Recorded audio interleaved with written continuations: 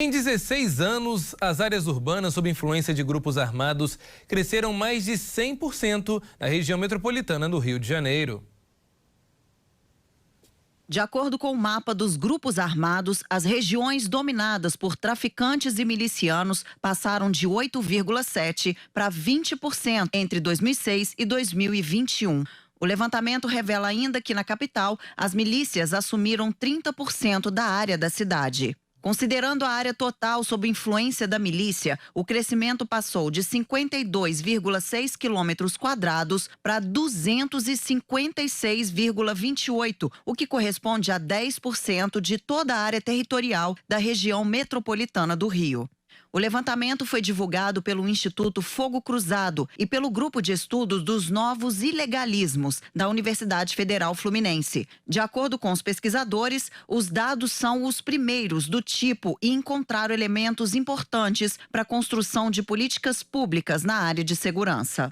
Os estudiosos explicam que a principal questão é a expansão da milícia, que aconteceu em 90% das áreas onde não havia controle de nenhuma facção armada. Os grupos armados que controlam os territórios no Rio de Janeiro estão envolvidos em atividades econômicas ilícitas, como tráfico de drogas, transporte coletivo irregular e também oferta clandestina de serviços, como venda de gás, TV a cabo e segurança.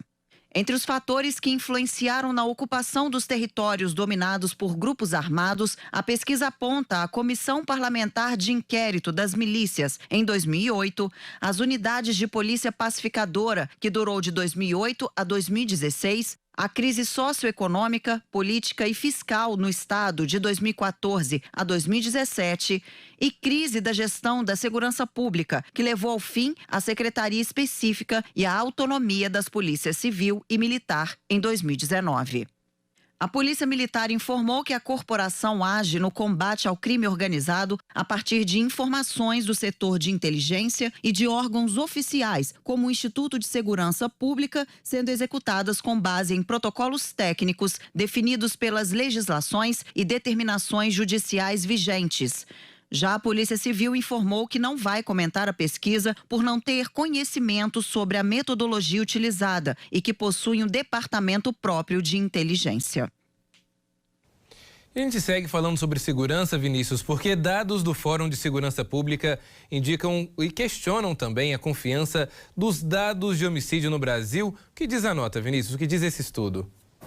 Pois é, esse estudo justamente vem para questionar a confiança e a confiabilidade, dos dados de mortes aqui no Brasil. Por que é importante ter uma precisão nesses dados, nesses números? Porque a partir dele você pode criar políticas públicas para justamente aumentar a segurança, programas relacionados à segurança pública.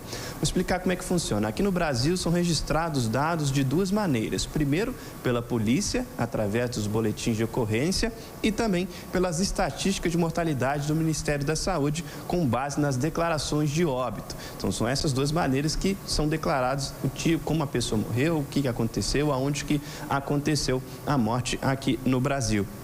E aí, o questionamento vem justamente na hora desse preenchimento, porque são pessoas diferentes que fazem esse preenchimento, esse cadastro ali na hora é feito de maneira diferente, e isso pode interferir no resultado final. E muitas vezes não tem uma precisão, não tem um padrão para estabelecer como que aquela morte aconteceu, seja ela feita por um policial que estava na rua na hora do acontecimento, ou por um policial na delegacia, ou por um médico legal no ML, que estava fazendo o registro da morte de um determinado paciente. Então, essa falta de informação preocupa justamente por conta disso. Você não tem um campo de dados tão grande e tão preciso. Às vezes, muitas vezes, o que mostra o estudo é que a morte, na verdade, não está tão precisa. Acaba entrando num campo que as pessoas não identificam certamente qual foi a causa da morte. E aí esses números vão chegando por ali e você não consegue, como eu disse anteriormente, fazer políticas públicas para aumentar a segurança. Então, esse é um questionamento que é feito, e se não existiria alguma maneira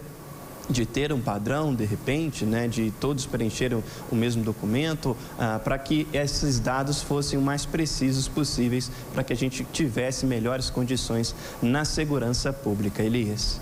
Com certeza, Vinícius. E todos os dados também que chegam através das redes de segurança, seja através da Polícia Militar, Polícia Civil dos estados, são fundamentais para que também outras políticas sejam implementadas para evitar aí outros problemas, sem dúvida alguma, nessas regiões.